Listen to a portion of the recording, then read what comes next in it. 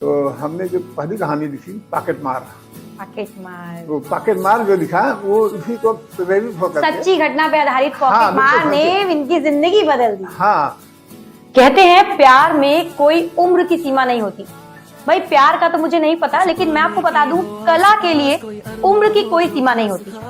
आज हम मिर्जापुर के यहाँ पर ग्राम कलहा में बैठे और हमारे साथ 83 साल के बाबा मौजूद हैं जो कि एक कला के धनी हैं। जी हाँ, हम बात कर रहे हैं यहाँ पर साहित्य की। हम आपको बता दें हमारे इस गांव के बाबा को उनकी पुस्तक लेखनी के लिए लखनऊ से पुरस्कृत भी किया जाने वाला है। तो चलिए आज उनसे मिलाते हैं और आपको दिखाते हैं कि आखिर इस पूरी पुस्तक जो उनकी लेखनी है उसके पीछे उनका क्या रहस्य है, उन्होंने पुस्तक कब से लिखनी शुरू की। हम आपको बता दें राज्य कर्मचारी साहित्य संस्थान की तरफ से यानी लखनऊ की तरफ से इनको 1 लाख रुपए का पुरस्कार 3 मार्च को मिलने वाला है और ये है उनकी बुक। वैसे तो उन्होंने बहुत सारी किताबें लिखी हैं, लेकिन ये जो किताब है इसके लिए इन्हें पुरस्कृत किया जाने वाला है और इन्हें निमंत्रण पत्र आ चुका है। तो चलिए आज स्वयं बात करते हैं। ये पशु चिकित्सा विभाग के चिकित्सा अधिकारी रह चुके हैं गैपुरा से और रिटायरमेंट के बाद अपनी विद्यार्थी जीवन से जो इनकी लेखनी कला थी उसको बढ़ाते हुए आज ये इस मुकाम तक पहुंच गए हैं कि इन्हें आज पुरस्कृत किया जा रहा है। तो सबसे पहले अपने एक्सप्रेस के चैनल पे बाबा का स्वागत करते हैं। बहुत बहुत स्वागत और अभिनंदन है। अपना परिचय स्वतः दें। हाँ, मैं रमाशंकर यादव कलना गहवार का निवासी हूँ और हमारी उम्र 83 वर्ष है। मैं यहाँ गांव में या लोगों की सेवा जो भी हुआ, मैं वांछित लोगों की सेवा भी करता हूँ और साहित्य जगत में अपना सुबह शाम रात दिन जब भी मौका मिलता है कुछ न कुछ लिखता हूँ और लोगों को प्रेरित करता हूँ कि वो लोग भी जो है हमसे या हमारी किताब से वो लोग प्रेरित होकर के कुछ लिखें, देखें, पढ़ें। तो बाबा आपने पहली पुस्तक कब लिखी होगी? हमने पहली पुस्तक को 98 में लिखा था, मानस के प्राण। इसके बाद 97 में एक किताब लिखी आहत, 98 में लिखी एक किताब प्रदूषण। इसके बाद बीच में लंबा अंतराल हो गया, 99 में हम रिटायर हो गए। इसके बाद जो है हमारे पास प्रधानी आ गई, हम प्रधानी में व्यस्त हो गए, लेखन की हमारी बंद हो गई। फिर हमने जो है 18 में मैथिली लिखा, फिर 2018 में मैथिली लिखा। इसके बाद ये नारी संसार लिखा, नारी संसार के बाद फिर वो किस्सा गोई के बाद जो है दारूवाला के बाद फिर वैलेंटाइन डे। ये हमारी किताबें हैं। ये तो बाबा ने अनेकों पुस्तकें लिखी और हम आपको बता दें कि इन्हें अनेकों पुरस्कार से पुरस्कृत किया जा चुका है और इस बार इन्हें 1 लाख रुपए की धनराशि के साथ पुरस्कृत किया जाएगा। बाबा जानना चाहेंगे कि इस किताब का विषय क्या है? ये किस्सा गोई है। किस्सा गोई से अर्थ ये है कि ये बुक प्रथा पहले गांव में प्रसिद्ध थी। लोग मनोरंजन के लिए आपस में प्रश्न करते थे, पूछते थे, कहानी, किस्सा, मुकरी। तो वो चीज़ आज लुप्त हो गई है। उसका लुप्त होने का कारण है टीवी है, मोबाइल।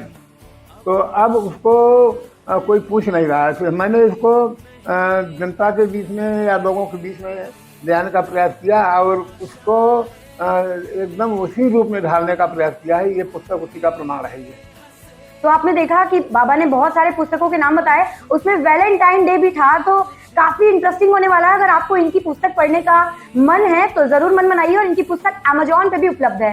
तो हम आपको बताना चाहेंगे कि इन्होंने तमाम पुस्तकें लिखी और आज जो बाबा जिस मुकाम को पा चुके हैं उनमें इनके परिवार वालों का भी हाथ है। बाबा हाँ, परिवार वाले भी हमारा सहयोग करते हैं।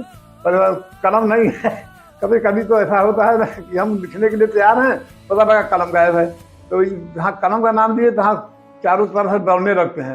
अब वो पूजा जो है हमारी पौत्री है, ये हमारे पास बगल में रहती है। तो वो जो है कई सौ कलम लगती है, हमको भी तुरंत कलम कागज या जो भी है व्यवस्था करती है। तो आपने देखा कि किसी भी उम्र में कला जो होती है वो किसी भी उम्र की मोहताज नहीं होती और आज इसका स्पष्ट उदाहरण आप हमारे चैनल के माध्यम से देख रहे हैं। हमारे ठीक बगल में साहित्य कला के धनी बाबा बैठे हुए हैं जिन्होंने कितनी सारी कहानियां लिखी हुई हैं और आज इनको जो पुरस्कार मिलने वाला है वो हमारे लिए गौरव का विषय है।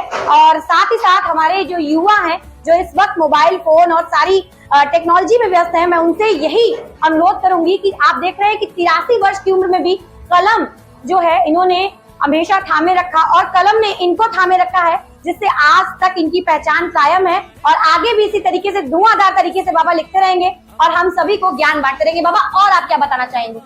और क्या हमारी 2-3 किताबें अभी प्रकाशन में हैं। एक किताब है जो है इच्छा मृत्यु भागने मत दो।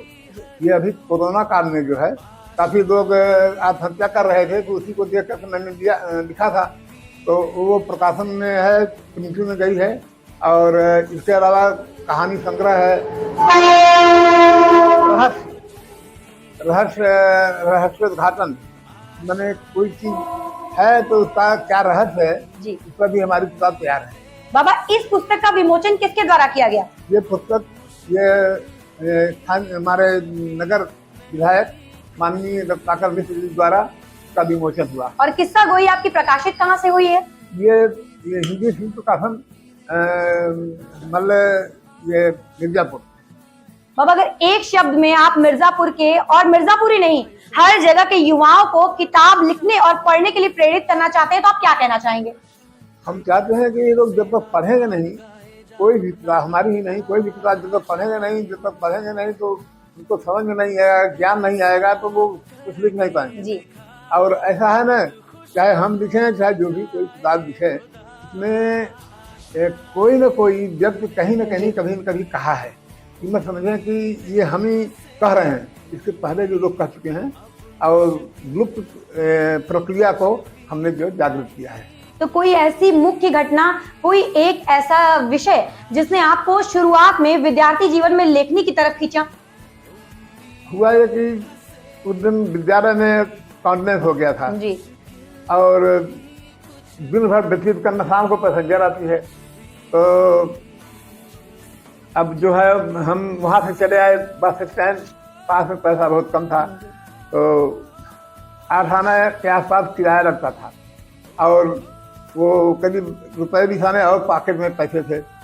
हम नजारो रेलवे स्टेशन से यहाँ आने के लिए रास्ते में हमारा पॉकेट काट लिया, पॉकेट मार। अब वो पैसा बहुत ज़्यादा पैसा था नहीं, लेकिन उतना पैसा हमारे लिए काफ़ी था। सन 56 की बात है।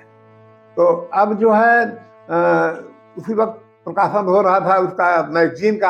हमारे जो कक्षा अध्यापक थे वो कहे कि कहानी आपको लिखना है कोई न कोई, तो हमने जो पहली कहानी लिखी पॉकेट मार, वो पॉकेट मार जो लिखा वो उसी को प्रेरित होकर सच्ची घटना पे आधारित पॉकेट मार ने इनकी जिंदगी बदल दी। हाँ, वो उसी आधार पर मैंने वो लिखा। और इसके बाद जो है कई हर साल मैंने 10 में, 11 में, 12 में जब भी मैगजीन निकलती थी तो हमारा कोई न कोई चुटकुला ये सब चलता था। तो शायद इसीलिए कहते हैं कि कलाकार कभी भी धनी या गरीब नहीं होता, क्योंकि कला किसी भी मोल की मोहताज नहीं है, उसे खरीदा नहीं जा सकता, कला आंतरिक है। और इसी का स्पष्ट उदाहरण हम आपके सामने आज पेश कर रहे हैं। आप देख रहे हैं कि हमारे साथ बाबा बैठे हुए हैं जिन्होंने ये पुस्तक लिखी है। इसका विमोचन खुद माननीय यहाँ के विधायक पंडित रत्नाकर मिश्रा जी ने किया है, और बाबा को इस पुस्तक के लिए 1 लाख रुपए का पुरस्कार मिलने वाला है, जो कि 3 मार्च को राज्य कर्मचारी साहित्य संस्थान से मिला हुआ है।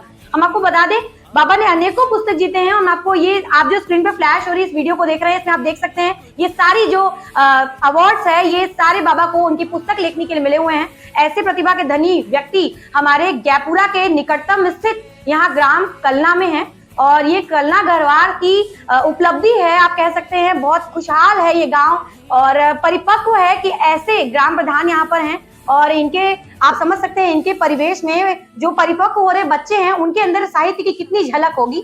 तो ये जानते हुए कि 1 लाख रुपए की धनराशि का इनाम मिलने वाला, हम और हमारी टीम यहाँ दौड़े दौड़े आ गए ये जानने के लिए क्या खास वजह हो सकती है। तो चलिए बाबा से जानेंगे किस प्रकार का पुरस्कार है बाबा ये। हमारा पुरस्कार बाल कृष्ण भट्ट पुरस्कार से सम्मानित किया जाना है। वो 3 मार्च 24 को लखनऊ मावी सभागार में होना है। तो इस पुस्तक के चयन के लिए आपने क्या प्रावधान किया? क्या पुस्तक आपने भेजी थी? हाँ, हमको ये पुस्तक मैंने जनवरी में भेजा था, और 20 जनवरी इसकी लास्ट डेट, और 4 कापी भेजे थे। चारों कापी वहाँ पहुँची। इसके बाद जो है वहाँ प्रक्रिया अपनाई गई, उसका परिणाम जो है हमको बाल कृष्ण भट्ट पुरस्कार के रूप में प्राप्त हुआ। एक आखिरी और छोटी सी प्रतिक्रिया जानना चाहेंगे। जिस पल वो फोन आया, फोन कॉल पे आपको पता चला कि आपकी पुस्तक का सिलेक्शन कर लिया गया है, वो कितनी खुशी भरा पल था? अरे उस खुशी को तो मैं इसलिए नहीं कह सकता कि मैं रोने लगा, और इसके बाद जो है भावुक होकर के कुछ बोलना भी, वो पूछ रहे थे कुछ, तो हम बोल भी नहीं सके। तो हमारी पौत्री जो थी वो पूजा है, वो जो है वो भी स्वभाव से कविता लिखती है। अपनी एक किताब उसने भी लिखा है, दादी को जादू आता था, तो किताब उसने लिखा है। तो उसने जो है उनसे बात किया और इसके बाद जो है फिर बाद में लड़की ने कहा कि हमको विश्वास नहीं हो रहा है कि आप जो कह रहे हैं सही कह रहे हैं, तो वो हंसने लगे। इसके बाद उनका नाम था आदित्य नारायण तिवारी। वो कहे कि भाई देखिए हमारे पास कोई डाटा नहीं है, हमारे पास डाटा उपलब्ध होने पर हम आपको विश्वास के लिए तुरंत इंफॉर्मेशन करेंगे। तो खुली हवा में सांस लेने वाला एक वृक्ष जो कि फल फूल से लदा होता है, तो उसके नीचे जो छोटे छोटे पौधे उगते हैं उन्हें किसी तेज तूफान का डर नहीं होता। ठीक उसी प्रकार से हमारे बगल में ये जो सीनियर बैठे हुए हैं, इनके अंदर जो छोटे छोटे पौधे इनके आसपास के हैं, ये इसी तरीके से साहित्य जगत में अपने पैर पसारने की कोशिश चालू कर चुके हैं, शुरुआत कर चुके हैं। बने रहे एक्सप्रेस न्यूज के साथ।